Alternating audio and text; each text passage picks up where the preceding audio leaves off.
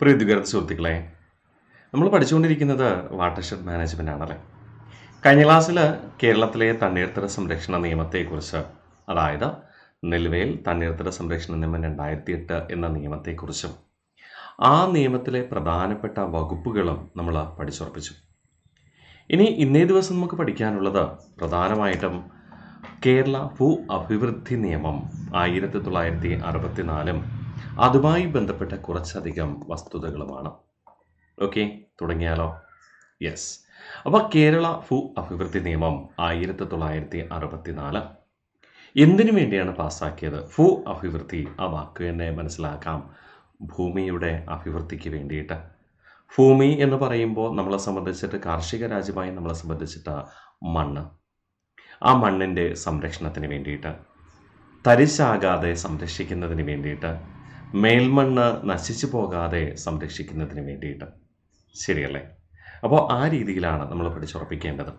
അപ്പോൾ കേരള സംസ്ഥാനത്തെ മണ്ണ് വിഭവങ്ങൾ സംരക്ഷിക്കുക, പിന്നെ മണ്ണൊലിപ്പ് തടയുക, മണ്ണൊലിപ്പ് നിയന്ത്രിക്കുക, കൂടാതെ തരിശുഭൂമികൾ കൃഷിയോഗ്യമാക്കി മാറ്റുക എന്നിവയ്ക്ക് വേണ്ടി രൂപീകരണം നൽകിയ നിയമമാണ് കേരള അഭിവൃദ്ധി നിയമം 1964. ഇക്കാര്യങ്ങൾ പരിശോധിക്കുന്നതിന് വേണ്ടിയും നിയന്ത്രിക്കുന്നതിന് വേണ്ടിയും രൂപം നൽകിയതാണ് ഭൂ അഭിവൃദ്ധി ബോർഡ്. ഓക്കെ, അപ്പോൾ കേരള സംസ്ഥാനത്തെ മണ്ണ് വിഭവങ്ങൾ സംരക്ഷിക്കുക, മണ്ണൊലിപ്പ് തടയുക, മണ്ണൊലിപ്പ് നിയന്ത്രിക്കുക, തരിശുഭൂമികൾ കൃഷിയോഗ്യമാക്കുക എന്നീ ലക്ഷ്യങ്ങൾക്ക് വേണ്ടി രൂപീകരിച്ച നിയമമാണ് കേരള ഭൂ അഭിവൃദ്ധി നിയമം 1964. ഈ നിയമമനുസരിച്ച് ഇവ നടപ്പിലാക്കുന്നതിന് വേണ്ടി രൂപീകരിച്ച സ്ഥാപനമാണ് ഭൂ അഭിവൃദ്ധി ബോർഡ്. കേരള ഭൂ അഭിവൃദ്ധി ആക്ടിലെ വ്യവസ്ഥകൾ അല്ലെങ്കിൽ പദ്ധതികൾ നടപ്പിലാക്കുന്നതിന് വേണ്ടി ഭൂ അഭിവൃദ്ധി ബോർഡ് രൂപീകരിക്കണം എന്ന് പരാമർശിക്കുന്ന വകുപ്പ് 3.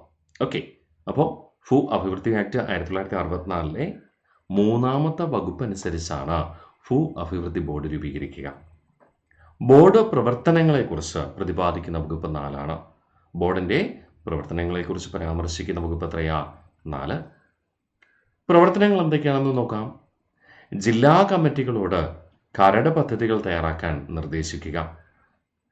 അങ്ങനെ നിർദ്ദേശിക്കുമ്പോൾ ജില്ലാ കമ്മിറ്റികൾ പദ്ധതികൾ തരും അല്ലേ? ആ പദ്ധതികൾക്ക് അംഗീകാരം നൽകുക, കൂടാതെ പദ്ധതി നടപ്പിലാക്കാനുള്ള മാർഗനിർദ്ദേശം നൽകുക. ഓരോ ജില്ലയ്ക്കും ബാഹ്യവും ധനപരവുമായ ലക്ഷ്യങ്ങൾ നിശ്ചയിക്കുക. കാരണം ഓരോ ജില്ലയിലെ മണ്ണിനും വ്യത്യാസമുണ്ടാകും. ആ മണ്ണ് സംരക്ഷണവുമായി ബന്ധപ്പെട്ട പദ്ധതിയല്ലേ നടപ്പിലാക്കാൻ ഭൂ അഭിവൃദ്ധി ബോർഡ് നിർദ്ദേശം നൽകേണ്ടത്. അപ്പോൾ സ്വാഭാവികമായിട്ടും ഓരോ ജില്ലയ്ക്കും ഓരോ വ്യത്യസ്ത ആശയങ്ങളുണ്ടാകും, വ്യത്യസ്തമായ മണ്ണിനങ്ങൾ ഉണ്ടാകും. ആ മണ്ണിനങ്ങൾ സംരക്ഷിക്കുന്നതിനും ഓരോ ജില്ലയ്ക്കും ബാഹ്യവും ധനപരവുമായ ലക്ഷ്യങ്ങൾ നിശ്ചയിച്ച് നൽകേണ്ടതും ആരുടെ ചുമതലയാണ്? 1964 കേരള ഭൂ അഭിവൃദ്ധി ആക്ട് പ്രകാരം ഭൂ അഭിവൃദ്ധി ബോർഡിൻ്റെ ചുമതലയാണ്. ഓക്കെ, ഇനി ഭൂ അഭിവൃദ്ധി ബോർഡിൻ്റെ ഘടന നമുക്ക് നോക്കാം. ചെയർമാൻ എപ്പോഴും കൃഷി വകുപ്പ് മന്ത്രിയായിരിക്കും. കോ ചെയർമാൻ അഥവാ സഹ ചെയർമാൻ എന്ന് പറയുന്നത്, ഉപ ചെയർമാൻ അല്ല, സഹ ചെയർമാൻ എന്ന് പറയുന്നത് തദ്ദേശ സ്വയംഭരണ വകുപ്പ് മന്ത്രിയും. കാരണം കൃഷി വകുപ്പ് എന്ന് പറയുന്നത് എപ്പോഴും തദ്ദേശ സ്വയംഭരണ വകുപ്പിന് കീഴിലാണ് പ്രവർത്തിക്കുക. അതുകൊണ്ട് ചെയർമാൻ, ഭൂ അഭിവൃദ്ധി ബോർഡിൻ്റെ ചെയർമാൻ കൃഷി വകുപ്പ് മന്ത്രി, സഹ ചെയർമാൻ അഥവാ കോ ചെയർമാൻ എന്ന് പറയുന്നത് തദ്ദേശ സ്വയംഭരണ വകുപ്പ് മന്ത്രിയുമായിരിക്കും. മെമ്പർ സെക്രട്ടറി എന്ന് പറയുന്നത് അഗ്രികൾച്ചറൽ പ്രൊഡക്ഷൻ കമ്മീഷണർ, വിവിധ വകുപ്പുകളിൽ നിന്നുള്ള 12 എക്സ് ഒഫിഷ്യോ അംഗങ്ങൾ, നാഷണൽ റിമോട്ട് സെൻസിംഗ് ഏജൻസിയുടെ ഒരു nominee, agriculture research council of ഇന്ത്യയുടെ ഒരു നോമിനി, ഒരു നോമിനി. അങ്ങനെ എത്ര അംഗങ്ങളുണ്ട്? കൃഷി വകുപ്പ് മന്ത്രിയുണ്ട്, തദ്ദേശ സ്വയംഭരണ വകുപ്പ് മന്ത്രിയുണ്ട്, മെമ്പർ സെക്രട്ടറി എന്ന് പറയുന്ന അഗ്രികൾച്ചറൽ കമ്മീഷണറാണ്, പിന്നെ 12 എക്സ് ഒഫിഷ്യോ അംഗങ്ങൾ, അതിൽ പിന്നെ 2 നോമിനി, മൊത്തം 17 പേരടങ്ങുന്ന സമിതി. ഓക്കെ, അപ്പോൾ ഭൂ അഭിവൃദ്ധി ബോർഡിനെ നിലവിലെ ഭൂ അഭിവൃദ്ധി വകുപ്പ് എന്നാക്കി മാറ്റിയിട്ടുണ്ട്. ഘടന: ചെയർമാൻ കൃഷി വകുപ്പ് മന്ത്രിയായിരിക്കും.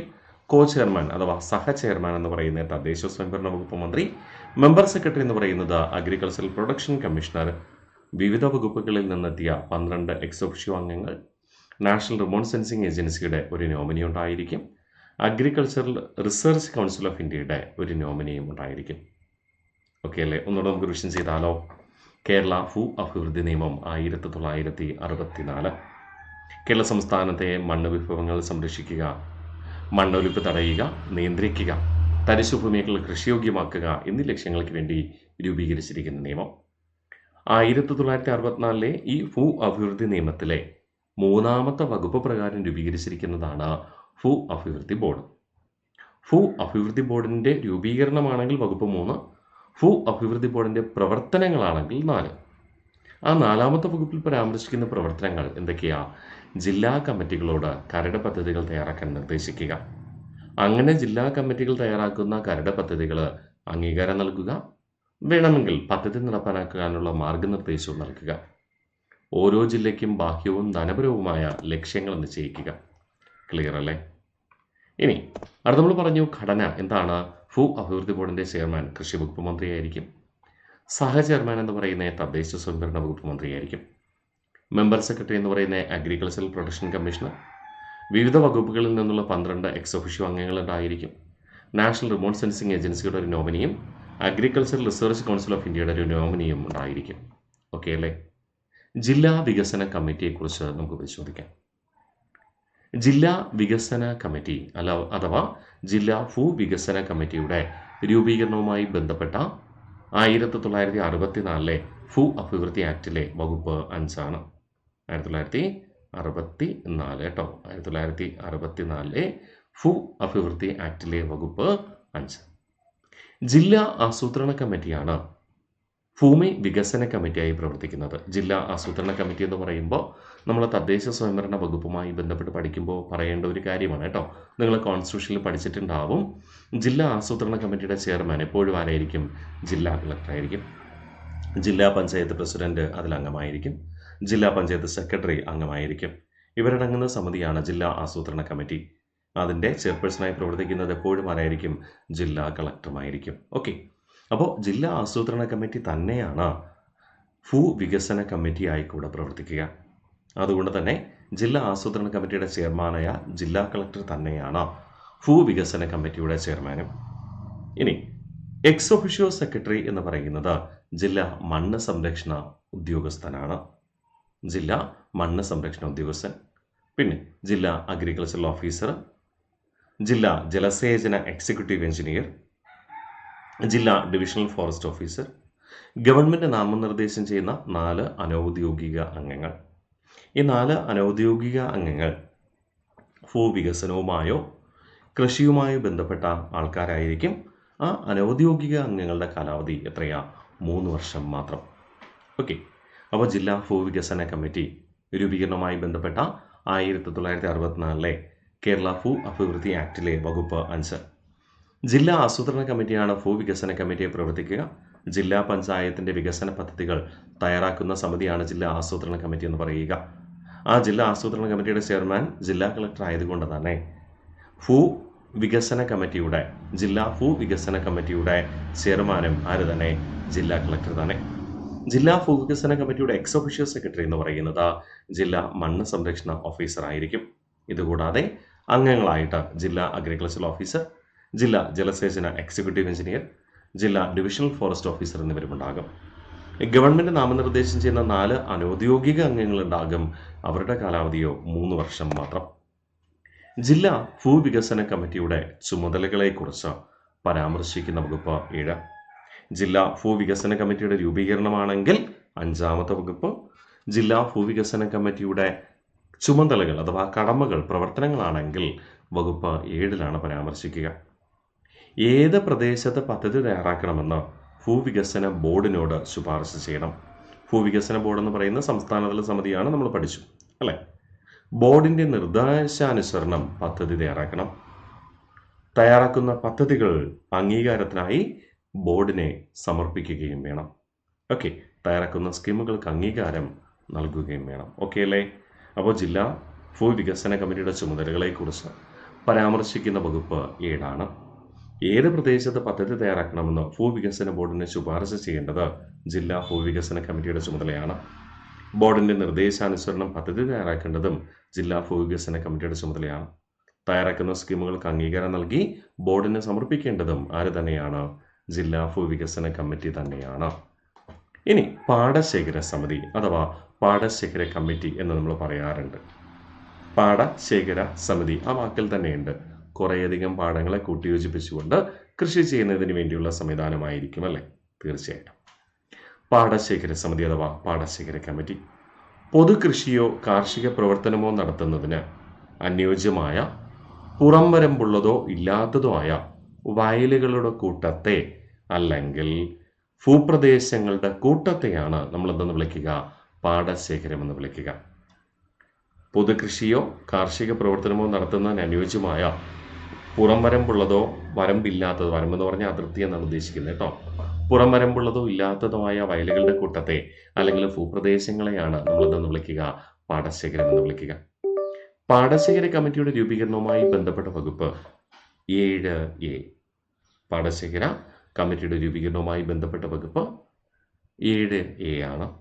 ജില്ലാ ഭൂ അഭിവൃദ്ധി കമ്മിറ്റി ആവശ്യപ്പെടുന്ന പ്രദേശത്തും ഗവൺമെന്റ് നിർദ്ദേശിക്കുന്ന മറ്റ് പ്രദേശങ്ങളിലും പാടശേഖര കമ്മിറ്റി രൂപീകരിക്കാം. ജില്ലാ ഭൂ അഭിവൃദ്ധി കമ്മിറ്റിയുടെ ചെയർമാൻ ജില്ലാ കളക്ടറാണ്, നമ്മൾ പഠിച്ചു അല്ലേ? ജില്ലാ ഭൂ അഭിവൃദ്ധി കമ്മിറ്റി ആവശ്യപ്പെടുന്ന പ്രദേശത്തും കൂടാതെ ഗവൺമെന്റ് നിർദ്ദേശിക്കുന്ന മറ്റ് പ്രദേശങ്ങളിലും എന്ത് രൂപീകരിക്കാം? പാടശേഖര കമ്മിറ്റി രൂപീകരിക്കാം.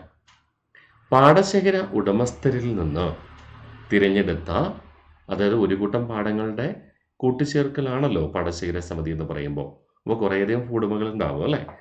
പാടശേഖര ഉടമസ്ഥരിൽ നിന്ന് തിരഞ്ഞെടുക്കപ്പെടുന്ന പരമാവധി 21 അംഗങ്ങൾ കമ്മിറ്റിയിൽ ഉൾപ്പെടും. 21 അംഗങ്ങൾ കമ്മിറ്റിയിൽ ഉൾപ്പെടും. അംഗങ്ങളിൽ നിന്ന് തന്നെ ഒരു പ്രസിഡന്റിനെ തിരഞ്ഞെടുക്കണം. ആ പരമാവധി 21 അംഗങ്ങൾ ഉണ്ടാവുമല്ലോ, അതിലൊരാൾ പ്രസിഡന്റായി മാറും. തിരഞ്ഞെടുക്കേണ്ടത് ആ അംഗങ്ങൾ തന്നെ. കാലാവധി എന്ന് പറയുന്നത് 3 വർഷം.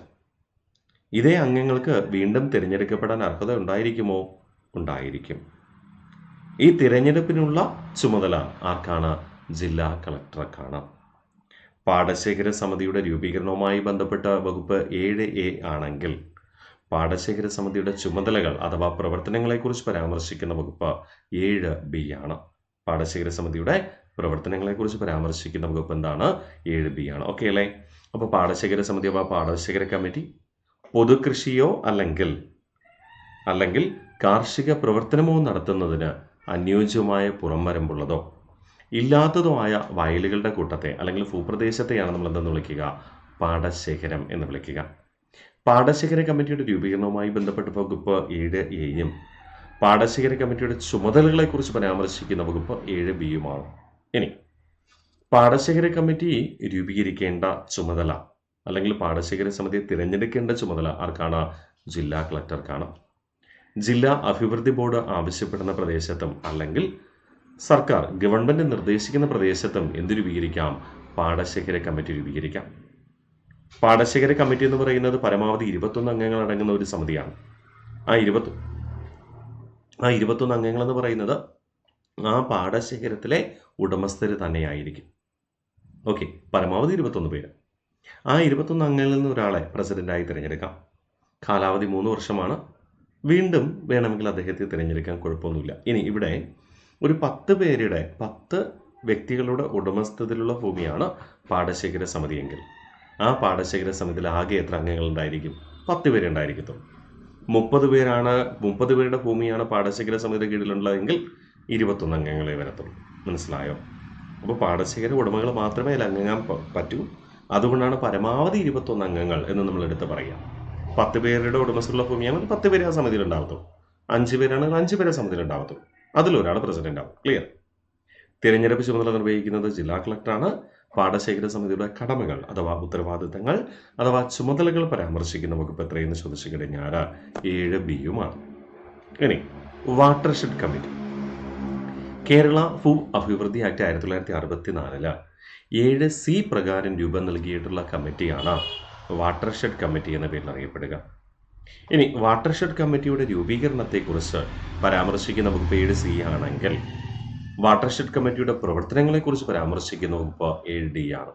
വാട്ടർഷെഡ് കമ്മിറ്റി എന്ന വാക്കിൽ തന്നെ ഉണ്ട് ജലസേചനം കൃത്യമായി കൃഷിഭൂമിക്ക് നൽകുക എന്ന ലക്ഷ്യത്തിന് വേണ്ടിയിട്ട് രൂപീകരിച്ചിരിക്കുന്ന പ്രാദേശിക സമിതിയാണ് കേട്ടോ. വകുപ്പ് 15A പ്രകാരം വാട്ടർഷെഡ് നിർവഹണ സ്കീമുകൾ ഏറ്റെടുക്കുന്നതിന് തദ്ദേശ സ്ഥാപനങ്ങളോട് നിർദ്ദേശിക്കുവാൻ ആർക്കധികാരമുണ്ട്? ഗവൺമെൻറ്റിന് അധികാരമുണ്ട്. ജലസേചനം ഒട്ടുമില്ലാത്ത പ്രദേശങ്ങളിൽ ജലസേചനം നടപ്പിലാക്കുന്നതിന് വേണ്ടി മാത്രമാണ് വാട്ടർഷെഡ് കമ്മിറ്റി രൂപീകരിക്കുക. എല്ലാ പാടശേഖര സ്ഥലത്തും വാട്ടർഷെഡ് കമ്മിറ്റി രൂപീകരിക്കണമെന്ന് നിർബന്ധമില്ല കേട്ടോ. പ്രാദേശികമായി ജലലഭ്യത ഇല്ലാത്ത സ്ഥലത്താണെങ്കിൽ പാടശേഖര സമിതിക്ക് ആരുടെ സഹായം ആവശ്യപ്പെടാം? വാട്ടർഷെഡ് കമ്മിറ്റിയുടെ സഹായം ആവശ്യപ്പെടാം, അല്ലെങ്കിൽ വാട്ടർഷെഡ് കമ്മിറ്റി രൂപീകരിക്കാൻ ആവശ്യപ്പെടാം.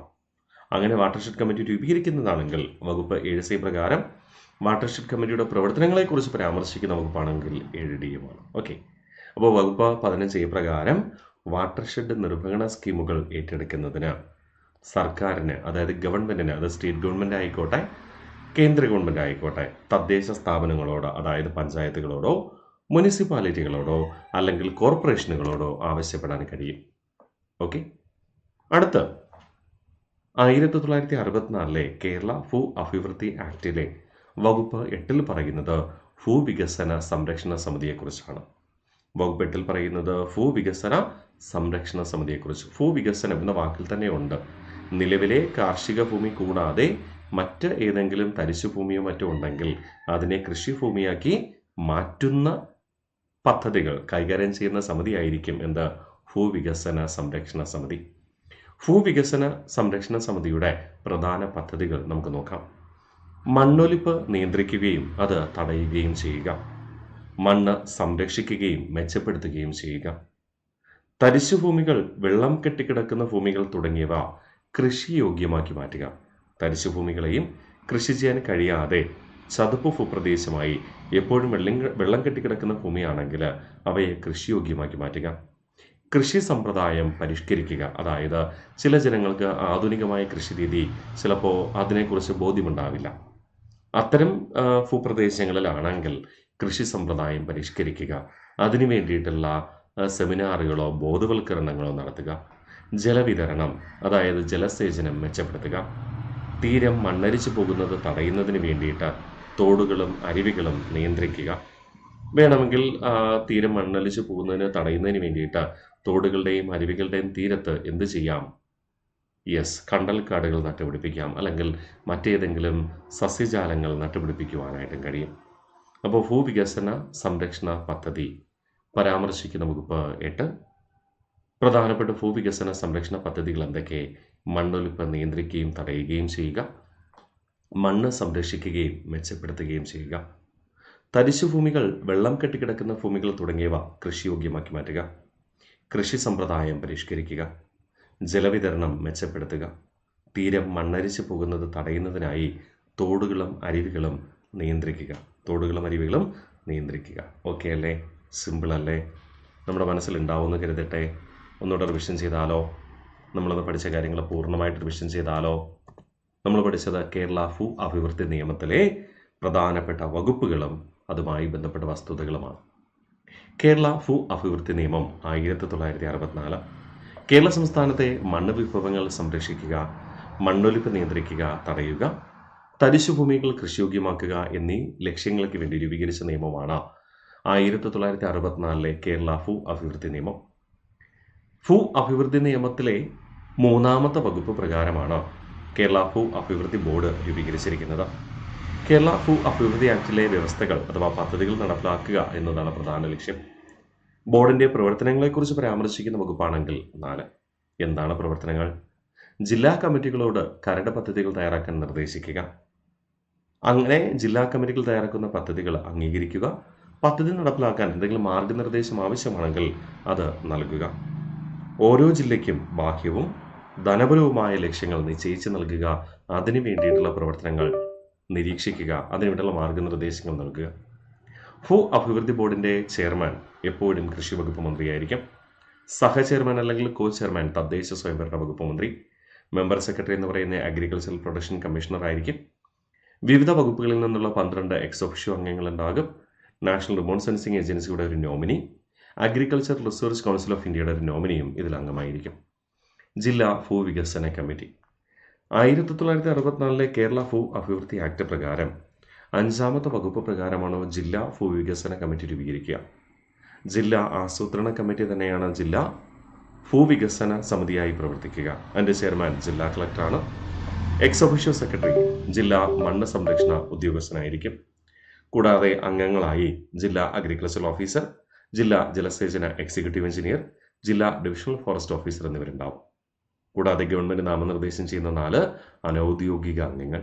ഈ അനൗദ്യോഗിക അംഗങ്ങളുടെ കാലാവധി കേവലം 3 വർഷം മാത്രം. ജില്ലാ ഭൂവികസന കമ്മിറ്റിയുടെ ചുമതലകളെക്കുറിച്ച് പ്രതിപാദിക്കുന്ന വകുപ്പ് 7. ഏത് പ്രദേശത്ത് പദ്ധതി തയ്യാറാക്കണമെന്ന് ഭൂവികസന ബോർഡിനോട് ശുപാർശ ചെയ്യുന്നത് ജില്ലാ ഭൂവികസന കമ്മിറ്റിയാണ്. ബോർഡിൻ്റെ നിർദ്ദേശാനുസരണം പദ്ധതി തയ്യാറാക്കുന്ന പദ്ധതികൾക്ക് അംഗീകാരം നൽകിക്കൊണ്ട് ബോർഡിന് സമർപ്പിക്കുകയും ചെയ്യുക. പാടശേഖര സമിതി അഥവാ പാടശേഖര കമ്മിറ്റി പൊതുകൃഷിയോ അല്ലെങ്കിൽ കാർഷിക പ്രവർത്തനമോ നടത്തുന്നതിന് അനുയോജ്യമായ പുറംവരമ്പുള്ളതോ അല്ലെങ്കിൽ ഇല്ലാത്തതോ ആയ വയലുകളുടെ കൂട്ടത്തെ അല്ലെങ്കിൽ ഭൂപ്രദേശങ്ങളെയാണ് നമ്മൾ പാടശേഖരം എന്ന് പറയുക. പാടശേഖര കമ്മിറ്റിയുടെ രൂപീകരണവുമായി ബന്ധപ്പെട്ട വകുപ്പ് 7A പാടശേഖര കമ്മിറ്റിയുടെ പ്രവർത്തനങ്ങൾ അല്ലെങ്കിൽ ചുമതലകളെക്കുറിച്ച് പരാമർശിക്കുന്ന വകുപ്പ് 7B ജില്ലാ ഭൂ അഭിവൃദ്ധി കമ്മിറ്റി ആവശ്യപ്പെടുന്ന പ്രദേശത്തും അല്ലെങ്കിൽ ഗവൺമെൻറ് നിർദ്ദേശിക്കുന്ന ഏത് പ്രദേശത്തും പാടശേഖര കമ്മിറ്റി രൂപീകരിക്കാം.